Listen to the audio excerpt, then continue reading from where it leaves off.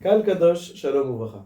Nous allons lire cette semaine la paracha de Pinchas, où nous allons trouver un épisode très particulier que Moshe Rabbeinu s'adresse à Kadosh Baruch Hu d'une manière très dramatique. On ne trouvera pas, pratiquement pas, un autre endroit dans la Torah où il est écrit Vaïdaber Moshe El Hashem Lemo.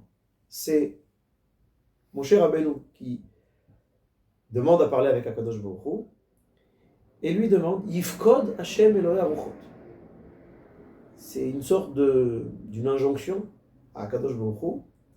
Et Moshe Rabbeinu demande qu'Akadosh Baruch Hu nomme un successeur, nomme un dirigeant, afin que Adat Israël, que l'assemblée d'Israël, Shelotiye Adat Israël Katson Asher En Lahem Roe, que l'assemblée d'Israël ne soit pas comme un bétail sans berger.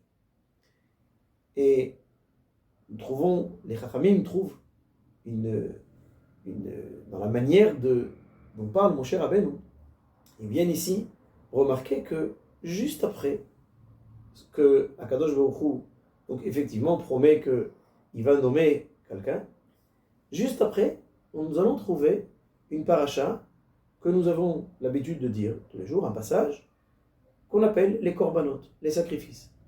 Et d'abord Hashem Moshe, tzav et ben Israël v'amartalehem et korbani lachmi. Moshe, Akadosh Baruch Hu dit à Moshe Rabbeinu, tu vas donner l'ordre au Bnei Israël d'amener tous les jours le sacrifice journalier, Tamid Shel Shachar et Tamid Shel Ben Arbay. Le Tamid du matin, le Korban du matin, le Korban de l'après-midi. Les Chachamim se posent des questions. Pourquoi parler des Korbanot juste après le fait que cet épisode où Akadosh Baruch Hu va nommer un successeur à Moshe Rabbeinu? D'autant plus que les Korbanot ont été rappelés, ont été enseignés dans le livre de Vaïkra. Nous sommes déjà dans le livre de Bamidbar.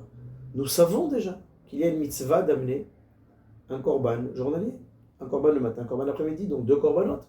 Pourquoi rappeler cette notion de korban juste après cet épisode?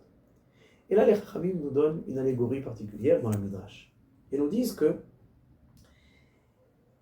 Akadosh Baruch Hu et Moshe Rabbeinu, par rapport au Am Israël, c'est comme un khatan, donc un marié, une kala, la mariée, et un shoshvin. Shoshvin, c'est cet ami du khatan et de la kala qui fait en général objet de serviteur, objet de bras droit du khatan, et c'est celui qui va un petit peu subvenir aux besoins du khatan et de la kala pendant toute la semaine du mariage, des 7 jours des Sheva Brachot.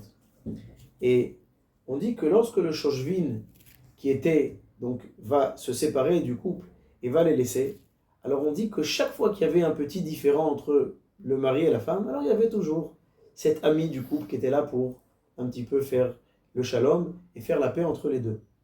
Et là, le jour où le shoshvin comprend qu'il va terminer son rôle et il est déjà âgé, alors cet envoyé vient et dit au mari, sache que maintenant que je vais partir, alors essaye de bien te comporter avec ta femme et d'être respectueux.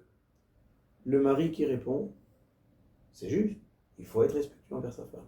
Mais va aussi toi lui dire qu'elle fasse attention et qu'elle aussi elle soit respectueuse.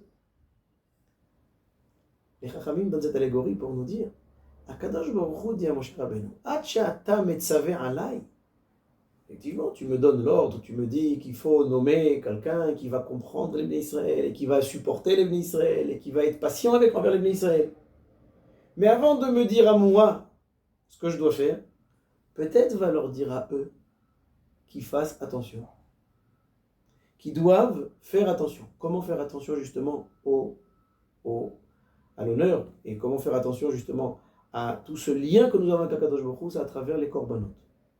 Aujourd'hui, le 17 Tammuz, malheureusement, nous venons commémorer cette brèche, le feu qui s'est propagé dans Jérusalem et encore d'autres malheurs, mais tout ce qui est lié ici à la destruction du Beth Amikdash, et particulièrement du Beth Amikdash et de la ville de Jérusalem.